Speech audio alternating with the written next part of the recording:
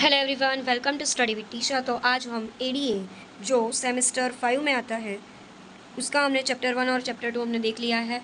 अभी हम चैप्टर 5 की ओर जाएंगे क्योंकि ये थोड़ा बहुत इजी सब्जेक्ट है, इजी चैप्टर है। सो दैट्स वाई ये मैं पहले रह रही हूँ जिससे आपको कॉन्फिडेंस है कि हाँ चलो पासिंग मार्क्स तक तो हम पहले पहुँचाएंगे, उसके बाद स्कोरिंग। ठीक है। सो नाउ एडीए सेमेस्टर 5 में चैप्टर 5 हम देखेंगे ग्रीडी एल्गोरिथम। ठीक है, उसका इंट्रोडक्शन और जनरल कैरेक्टरिस्टिक्स देखते हैं। तो in this strategy the decision of solution is taken based on the information available, यानी कि यहाँ पे हम डिसीजन कैसे लेते हैं। ठीक है, ग्रीडी एल्गोरिथम में हम लोग डिसीजन कैसे लेंगे, based on the information available, मतलब इंफॉर्मेशन कैसी है उसके हिसाब से हम सॉल्यूशन लाएंगे, यानी कि डिसीजन लेंगे। ठीक है, the greedy method is a popular for obtaining the optimization solution, यानी कि ये जो ग्रीडी मेथड है वो ऑप्टिमाइज सॉल्यूशन के लिए बहुत पॉपुलर है। In this technique the solution is constructed through a sequence of steps, यानी कि यहाँ पे ये जो ग्रीडी है वो पॉपुलर किसकी वजह से है, ऑप्टिमाइज सॉल्यूशन की वजह से। ठीक है, और उसमें सीक्वेंस ऑफ स्टेप्स से उस सॉल्यूशन को कंस्ट्रक्ट किया जाता है। Each expanding a partially constructed through a sequence of steps, each expanding a partially constructed solution obtain so far, यानी कि यहाँ पे इजीली इतना ही कहना जा रहा है कि जो भी सॉल्यूशन होगी वो सीक्वेंस में होगी और स्टेप वाइज उसको कंस्ट्रक्ट किया जाता है। ठीक है, सॉल्यूशन को। ठीक है, अनटिल अ सॉल्यूशन इफ, मतलब जब तक सॉल्यूशन नहीं मिलता तब तक ये सीक्वेंस ऑफ स्टेप्स में हम लोग उसको क्या करते जाएंगे, उसको स्टेप्स में कंस्ट्रक्ट करते जाएंगे। Decision made at each step should be flexible, locally optimal and irrevocable है, यानी कि सॉल्यूशन जब तक नहीं मिलता तब तक ईच स्टेप को हम लोग लोकली ऑप्टिमल करते रहेंगे, यानी कि देखते रहेंगे कि क्या कंस्ट्रक्ट हो सकता है, कौन से स्टेप को वो ऑप्टिमाइज कर सकता है, ये सारी चीज़ें हम लोग ध्यान में रखेंगे। Hence it means a choice should be always made keeping a greed in mind. ठीक है, मतलब ये थोड़ा बहुत इंट्रोडक्शन था कि क्या है क्या नहीं। अभी हम देखते हैं एक्टिविटी सिलेक्शन प्रॉब्लम, यानी कि हम लोग पहले एज्यूम करते हैं कि we have a single resource, for example classroom. हमारे पास एक रिसोर्स है जिसका नाम है क्लासरूम, ये हमारा क्लासरूम है। ठीक है, उसमें बहुत सारी अभी एक क्लासरूम है, क्या है, एक सिंगल ही है, सिंगल क्लासरूम है। उसमें बहुत सारी डिफरेंट डिफरेंट एक्टिविटीज़ होती है, बहुत सारे डिफरेंट डिफरेंट फैकल्टीज आते हैं। ठीक है, जो भी ईच एक्टिविटी, अभी बहुत सारी एक्टिविटी होती है, उसमें से जो एक एक्टिविटी होती है उसका कुछ स्टार्टिंग होता है और वो जो एक्टिविटी है वो कहीं पे भी फिनिश तो होगी। ठीक है, तो स्टार्टिंग को हम बोलेंगे एस आई और फिनिश जब होगी उसको हम बोलेंगे एफ आई।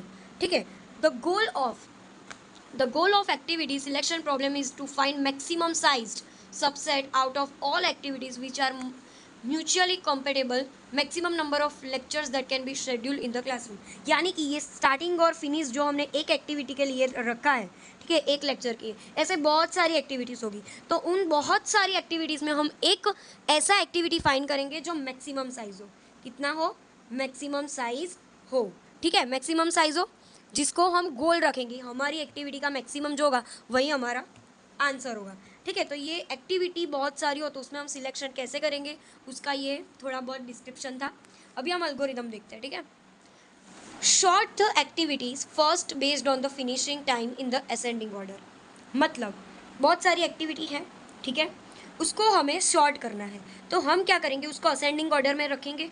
बट उसको असेंडिंग ऑर्डर में कैसे रखेंगे, फिनिशिंग टाइम जो होगा ना, मतलब यहाँ पे स्टार्टिंग है यहाँ पे फिनिशिंग है, ये दूसरी एक्टिव है उसका स्टार्टिंग और फिनिश है, तो ये जो फिनिश वाली जो टाइमिंग है, फिनिश वाला टाइम जो है उसको हम एक असेंडिंग ऑर्डर में रखेंगे जिससे वो शॉर्ट हो जाएगा। Select the next activity to the solution space if it is compatible with each activity in the solution. Example देखते हैं कि activity should be selected if and only if the starting time is greater than the equal to the last finished activity.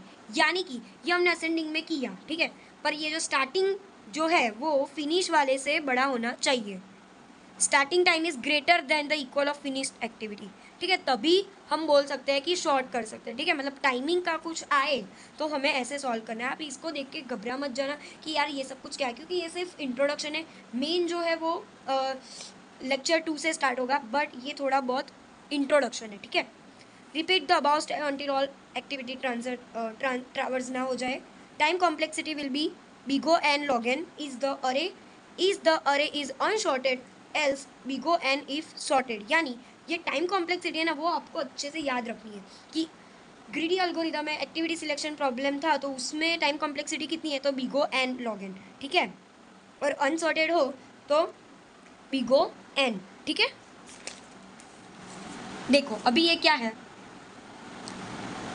अभी देखो यहाँ पे आई मतलब कि activities है, ठीक है। यहाँ पे स्टार्टिंग टाइम लिखा है और यहाँ पे फिनिश टाइम लिखा है, ठीक है। एक्टिविटी हम कोई भी ले लेते हैं, चलो पहले ये वाली लेते हैं, फिर ये वाली लेते हैं, कोई भी रैंडमली, फिर ये वाली लेते हैं और फिर ये 11 वाली लेते हैं, ठीक है। तो हम यहाँ पे हमने एक्टिविटी लिख ली 1, उसका स्टार्टिंग टाइम 1 है यानी कि शॉर्ट टाइम, और फिनिश टाइम है मतलब कि एंड टाइम है हमारा 4।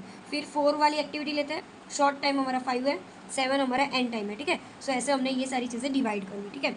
अभी लेक्चर 2 से हम लोग ये वाला थिंग्स जो है वो पढ़ेंगे, वो बहुत ही इंपॉर्टेंट है, ठीक है। सो इसी के साथ ये वाला लेक्चर अभी हम लोग खत्म कर रहे हैं। लाइक शेयर सब्सक्राइब कर देना, और कोई भी डाउट हो तो स्टडी विद टीशा नेम की मेरी इंस्टाग्राम आईडी है, उस पर आप मुझे डीएम कर सकते हो, ठीक है। आपके एडीए में फर्स्ट चैप्टर से लेकर 9 चैप्टर है, ठीक है। सो वो सारे के सारे 9 चैप्टर्स मेरे पास अवेलेबल हैं पीडीएफ के वर्जन में। सो आपको चाहिए वो तो आप मुझे इंस्टाग्राम पे डीएम करोगे तो आपको वो पीडीएफ मिल जाएगी, ठीक है। So thank you for watching, like share subscribe कर देना, ठीक है। Thank you.